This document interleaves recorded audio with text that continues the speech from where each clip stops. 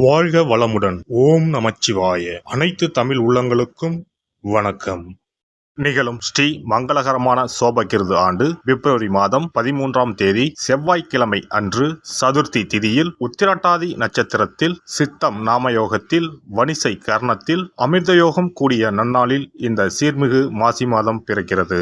நவ கிரகங்களின் அதிபதியான சூரிய பகவான் கும்பராசியில் சஞ்சாரிக்கும் காலம்தான் மாசி மாதம் என்று அழைக்கப்படுகின்றது. தமிழ் மாதங்களில் 11வது மாதமான மாசி மாதத்தில் மாசி மக விரதமும் மகா சிவராத்திரி விரதமும் கடைபிடிக்கப்படுவது விசேஷம். மாசி மாதத்தில் பௌர்ணமி நிறைந்த மக நட்சத்திர நாளில் கொண்டாடப்படும் விரதம் மாசி மகம். சிவபெருமானுக்கு மாசி மாதத்தின் தேய்பிறை சதுர்த்தசி நாளின் இரவில் கொண்டாடப்படும் விரதம்தான் மகா சிவராத்திரி. பிறக்க போகும் இம்மாதம் உங்கள் வாழ்வில் வளமும் நலமும் செல்வ செழிப்பும் பெற்று புதிய வாய்ப்புகள் புதிய வெற்றிகளுடன் மங்களகரமாக அமைய எல்லாம் வல்ல இறைவனை உளமாற வேண்டி விரும்பி கேட்டுக்கொள்கிறேன். இம்மாத கிரக நிலைகளை பார்க்கும்போது மேசத்தில் குருவும் கன்னி ராசியில் கேது பகவானும் மகர ராசியில் செவ்வாய் சுக்கிரன் புதனும் கும்பராசியில் சனியும் சூரியனும் சேர்ந்து பயணிக்கின்றனர். மீன ராசியில் ராகு பகவான் சஞ்சாரம் செய்கின்றார். கிரக சஞ்சாரங்களின் பாதிப்பால் ஒரு சில ராசிக்காரர்கள் தங்கள் வாழ்வில் மண் மீதும் பெண் மீதும் ஆசைப்பட்டு வீண் விரயங்களை அடைந்து திருவோடு ஏந்தி பிச்சை மட்டும் எடுக்கவில்லை என்ற நிலை இருந்தது. தெய்வமாய் நீங்கள் நினைத்தவர் கூட உங்களை தெருவில் நிற்க வைத்து பார்த்தனர். ஆடாத ஆட்டம் ஆடி ஒடுங்கிய உங்கள் வாழ்வில் இனி வசந்தம் வீசப்போகிறது. வரும் வாய்ப்பை சரியாக பயன்படுத்தி முன்னேறும் வழியினை பாருங்கள். ரிஷபராசி அன்பர்களுக்கு கார்த்திகை 2, 3, 4ஆம் பாதம், ரோகிணி, மிருகசீரிடம் 1, 2ஆம் பாதம் நட்சத்திரங்களில் பிறந்தவர்களுக்கு இந்த மாதம்தான் உங்களுக்கான யோக கிரகங்கள் அனைத்தும் எல்லாவித சௌகரியங்களையும் ஏற்படுத்தி வாழ்க்கையை ஒழுங்குபடுத்தும். மாதம் தொடங்கி 2வது வாரம் முடிவதற்குள் வளர்ச்சிகளும் இனிமைகளும் ராசிக்கு 10ஆம் இடத்தில் அமர்ந்திருக்கிற யோகாதிபதியான சனி பகவான் மூலம் உண்டாகும். ராசிநாதனின் பலமும் அதிகமாக இருக்கிறது. செவ்வாயின் பலமும் ஏக தூக்கலாக சுழல்கிறது. ராகு கிரகத்தின் சஞ்சாரம் பிரமாதமாக இருக்கிறது. இதனை வைத்து துணிச்சலாக ஒவ்வொரு விஷயத்திலும் இறங்கி அதற்கான சாதகங்களை, பண வரவை, இனிமையான சம்பவங்களை சந்திக்கலாம். மாதம் தொடங்கி 8 தினங்கள் கடந்த பிறகு ஈடுபடுகிற காரியங்களில் எண்ணற்ற உயர்வுகள் உண்டாகும். 12இல் அமர்ந்திருக்கின்ற குருகிரகம் மட்டும் 11 தினங்கள் வரை கெடுபிடிகளை ஏற்படுத்தும். ஆனாலும் மாதம் முழுவதும் 10ஆம் இடத்தில் சூரிய கிரகம் வலிமையான அதிர்ஷ்டமான அமைப்பில் நகர இருப்பதால் எந்த சிரமம் நெருங்கினாலும் தவிடுபொடியாகும். பொருளாதார உயர்வுகளை, வசதி வாய்ப்பு அந்தஸ்துகளை சந்திப்பீர்கள். ரோகிணி நட்சத்திரக்காரர்களுக்கு மாதம் முழுவதும் எதிர்பாராத தொகை வரவும் உபரி கமிஷன் ஆதாய வரவுகளும் உத்தியோக இடத்தால் வரவேண்டிய ஊதிய நிலுவைகள் அனைத்தும் கைக்கு வந்து சேரும். அரசு வகையில் ஆக வேண்டிய காரியங்கள் நல்லபடியாக பூர்த்தியாகும். உத்தியோக பொறுப்பு பணி பதவி வகையில் அனுபவித்து வரும் சங்கடங்களுக்கு தீர்வு காத்திருக்கிறது. அடுத்தடுத்த மாதங்களுக்கான தொழில், வியாபார, நிர்வாக சம்பந்தமான ஸ்திரத்தின்மையை, மேன்மையை 10ஆம் இடத்தில் அமர்ந்திருக்கிற சனி பகவான் உண்டாக்கி தருவார். மிருகசீரிட நட்சத்திர இளம் தம்பதியர்களின் புத்திர பாக்கிய தாமதம் விலகும். இம்மாத புதன், வெள்ளி மற்றும் திங்கட்கிழமைகள் புதிய அதிர்ஷ்டங்களை பெறுவீர்கள். பெண்களுக்கு குடும்ப ரீதியான அல்லல்களுக்கு தீர்வு ஏற்படும்.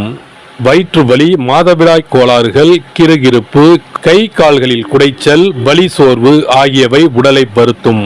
திருமண வயதில் உள்ள பெண்களுக்கு வரன் அமைவது தாமதப்படும். வேலைக்கு சென்று வரும் பெண்மணிகளுக்கு நன்மைகள் உண்டாகும்.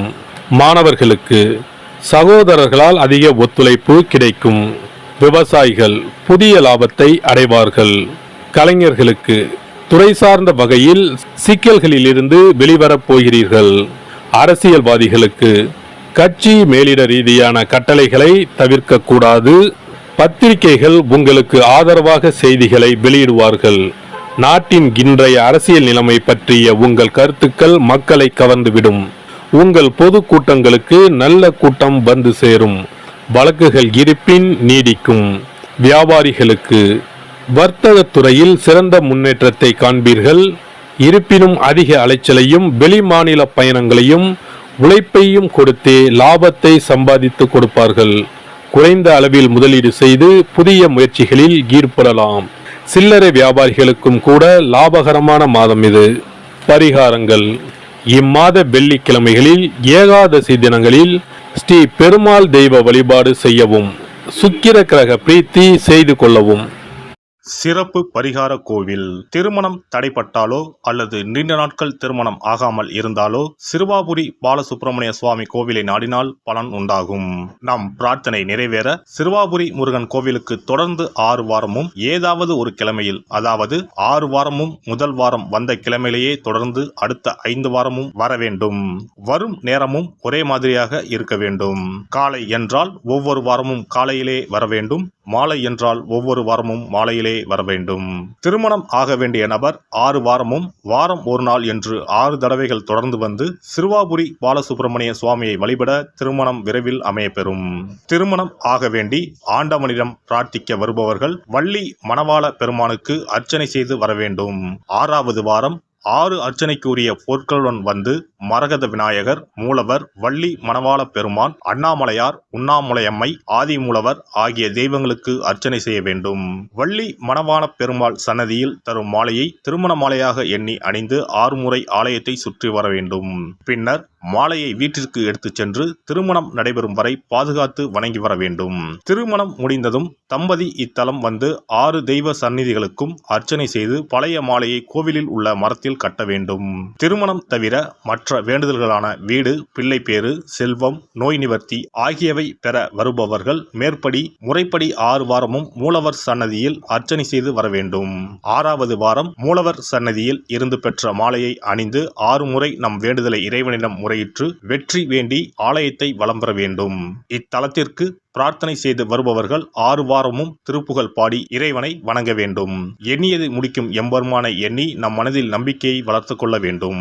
முதல் 5 வாரங்களுக்கு ஒவ்வொரு முறை வரும்போதும் 2 தேங்காய், 2 வாழைப்பழம், வெற்றிலைப்பாக்கு, பூமாலை 1 மற்றும் 2 எலுமிச்சப்பழம் கொண்டு வந்து வணங்க வேண்டும். 6வது வாரம் ஆண்டவனை வழிபட்டு அர்ச்சனை அல்லது அபிஷேகம் செய்ய வேண்டும். ஒவ்வொரு வாரமும் வந்து போகும்போது நம்மிடம் கொடுக்கப்பட்ட ஒரு எலுமிச்சம் பழத்தை வீட்டிலே வைத்து பூ வைத்து பூஜித்து வர வேண்டும். முதல் வார எலுமிச்சம் பழத்தை 2வது வார எலுமிச்சம் பழம் வந்தவுடன் எடுத்து கடல், கிணறு ஏதாவது ஓர் அசுத்தம் இல்லாத இடத்தில் சேர்த்துவிட்டு தற்சமயம் பெற்று வந்த பழத்தை மீண்டும் பூஜிக்க வேண்டும். இவ்வாறு 5 வாரம் செய்துவிட்டு 6வது வாரம் நாம் பெற்று வந்த பழத்தை ஈரம் படாது பாதுகாத்து நம்முடைய பிரார்த்தனை நிறைவேறும் வரை பூஜிக்க வேண்டும். இந்த பிரார்த்தனை பூஜை காலங்களில் நாம் அண்டர்பதி திருப்புகளை ஓதி வணங்க வேண்டும். நம் பிரார்த்தனை நிறைவேறியதும் சிறுவாபுரி வந்து 6 அர்ச்சனைக்கு உரிய பொருட்கள் வைத்து பால சுப்பிரமணிய சுவாமியை வணங்க வேண்டும். இங்கு உள்ள 2 முருகப்பெருமான் சன்னதிகளில் ஆதி மூலவரிடம் நம்முடைய குறைகளையும் தடைகளையும் நீக்க கோரி வணங்கி வர இன்ப வாழ்வு உண்டாகும். இத்தலத்தில் பிரார்த்தனை செய்து வருவோர்கள் முதல் வாரத்திலோ அல்லது தொடர்ந்து வரும் வாரங்களிலோ பலன் பெறுவது உண்டு. ஒருவருடைய நம்பிக்கை மிகுந்த பிரார்த்தனை அவரின் காரியத்தை மிக விரைவில் முடித்து வைக்கும். எல்லாம் வல்ல இறையருளால் நீங்களும் உங்கள் அன்பு குடும்பமும் உடல் நலம், நீலாயுள், நிறை செல்வம், உயர் புகழ், மெய்ஞானம் ஓங்கி வாழ்க வளமுடன். இந்த வீடியோ பதிவு உங்களுக்கு பிடித்திருந்தால் லைக் பண்ணுங்க, கமெண்ட் பண்ணுங்க, ஷேர் பண்ணுங்க, மறக்காம சப்ஸ்கிரைப் பண்ணுங்க, பக்கத்துல இருக்கிற பெல் பட்டனை கிளிக் பண்ணுங்க. நன்றி, வணக்கம். ஓம் நமச்சிவாய. சிவாய நம.